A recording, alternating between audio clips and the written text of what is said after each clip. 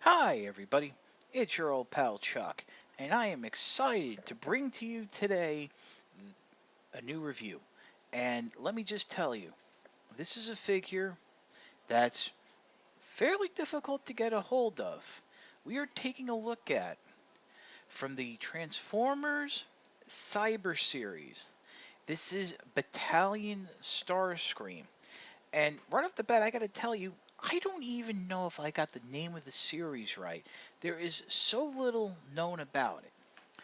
Basically, a few months ago, at a little bit of a toy expo, history of toys exhibit at a museum, Hasbro had a prototype of this figure on display. All we could get was that it was a discarded idea. Well, sure enough, less than a month later, in I want to say Brazil or some one of those countries in South America, these figures started showing up. Not necessarily Starscream, but we had a Optimus Prime, a Bumblebee, Megatron, and Grimlock. Or I might have one or two of those names wrong, but and basically they were simplified Transformers, much like those Prime Beast Hunters upscaled deluxes. These were in the same vein. Well, later on, we found out that it was this Starscream, another Optimus, another Bumblebee, and but they were only showing up in Brazil. A few months ago, Robot Kingdom was able to get them and had them listed under the GDO line. Keep in mind, we knew these were called a Cyber series, but we don't know if it was Generation Cyber. Then I heard Cyber Battalion. Well, Robot Kingdom just had them listed at the various sites. We knew there was a larger leader figures and this size, which is about Voyager. Um, from there, Big Bad Toy Store got a bunch of them, and that's where we kind of found out that these Voyager size figures were called the Battalion figures, while the larger figures, which of this recording there are only two, Optimus Prime and Bumblebee, are called the Commander figures. Now that could be totally wrong. I mean, like I said, not a lot is known. The rumor also was that Big Bad got their supply from Robot Kingdom, because basically Robot Kingdom got theirs shipment in a little bit early and quickly sold out. Which, by the way, these are not only sold out at Big Bad, they are also not even listed anymore. I was able to get this guy in Optimus Prime, the larger Commander figure, and I'm really happy. Right off the bat, I want to mention, um, much like in the photos that have shown up online, the blue is coming across a little more turquoise seafoam green. It's not the right shade of blue as the original figure, but it's not as green as the camera makes it out to be. Basically, this is, for intensive purposes, a upscaled version of the Target Master Legends figure. Uh, there is a completely unique transformation, although there are some shared steps, and it's not as articulated as you would think. For accessories, it has the two null rays, which can be removed from the arm and held in the hand, like so. That's just like the Legends figure can do with its null rays. Now, what's interesting is the null rays. There's a little. You can just about see it right there. There is a notch in the hole in the arm, and what that notch does is you can't push these in all the way for a reason. That allows you to be able to rotate the arm up and out. And you just saw there a point of articulation. You have a ratchet joint there in the shoulder. You have a swivel joint here in the going forward, and then you have a single jointed elbow. The elbows are kind of interesting. If you see, they have that double barbell clip system. I thought that was been something for transformation, but no, it's just for that. Moving down, you have universal ratchets. Not too tight, the right kind, and then nothing really below the hips, even though it does look like it's supposed to have knees. The head can also rotate, but hey. So it's not overly articulated, but it kind of works. So let's pause here, and we'll get into the transformation. Okay, I went ahead and reattached the null ray to the arm.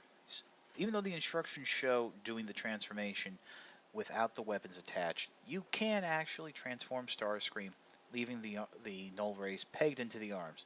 I kind of like that. It's a little bit less, parts forming, but it's up to you. I mean, they might pop off during transformation. The first step, which I like to personally do, it's not shown in the instructions and you don't have to do it, is rotate the head around, just like so. The reason we do that is, as you'll see later on, the nose cone will flip out and it's open on the bottom. So if you don't like having a face staring back at you from underneath a plane, you can do that. So the first official step is you want to go ahead and just peg the legs together, just like so, and flip up the feet. Easy peasy, lemon squeezy. Next, what you want to do is rotate the arms up all the way out so the little hole where the null ray pegs in fits into that groove. Like I said, it was a nice little touch. They thought of that in advance. The next step is you can come behind and unhook the wing section. It actually, a little tab there, pegs into the back of the nose cone. Bring that down and it will just peg in to the back of the legs. There is a point of articulation in the wings that I didn't mention. And to be honest, I think it's only for being able to put the figure in the box. But you can bring the wings up and down a few clicks. Personally, I like leaving them flat like that. That's how I've always seen Starscream. Next, what you want to do is come back underneath the figure and then reach in with your thumb or finger, unhook the front of the nose cone, and then there's a tab right here, and using a little bit of the big boy strength, you're just going to have to snap that into place, and then continue along, and then flip out the tip of the nose cone. Doing so brings out the landing gear. Now at this point, you want to come in and bring the shoulders down, and then rotate the null ray around so it's facing towards the nose cone. Continue to bring the arm down all the way, and what will happen is there's a little tab right where my finger is that as you bring the arm in, there's a slot under the forearm that you can then go ahead and just peg the arm into the wing. Like I said, this is just like that Target Master Legends figure. Go ahead, do it on this side, same thing, slot, tab, and that's the hardest part right there. So you got that in. Make sure you got the null rays pegged in.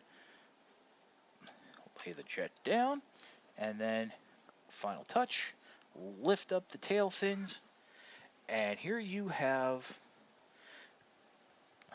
a little old, little modern. I really dig it. This is the Battalion Starscream in its vehicle mode. Really like how this looks. Really like the transformation. It's kind of the classic Starscream I wish we would have gotten in the first place, or would have gotten by now. Maybe more in the deluxe scale than a Voyager size. I know the bigger leader class one, to me, is a little too big, but I really like how this figure looks. As soon as most people hear the term simplified figure, they immediately turn their noses up. And that's a shame. Starscream is a fantastic figure that I think really could appeal to old and young alike. In fact, the fact that it's its G1 self, so this really isn't even going to appeal to kids. But, the fact that it can't do the diving dog yoga position, a lot of people are just going to ignore it. Personally, I would have liked to see some sort of rotation in the forearm or wrist, give it a more proper null ray firing pose, but it is what it is. I can't really tell you where to find this figure right now, Robot Kingdom has the Battalion Bumblebee still in stock, last time I checked. And as I said at the beginning, Big Bad has even taken the subsection under the Generations line for these figures down. They sold out very quickly. eBay doesn't have them. Amazon doesn't have them unless I'm searching the wrong way. Gotta, I'm hoping that towards the end of the month, Hasbro will surprise us and these will appear on the shelves for the holiday season because these are perfect Christmas presents. Fun desk toys. Well, maybe a little too big for a desk toy, but these are fun figures, and if you can find it for what the retail they're going for, I don't even know what retail is because it's only been online stores that have had them. If you can find them for a reasonable price that you're comfortable with paying, definitely pick one or two up. This is your old pal Chuck for Battalion Starscream. We will see you next time.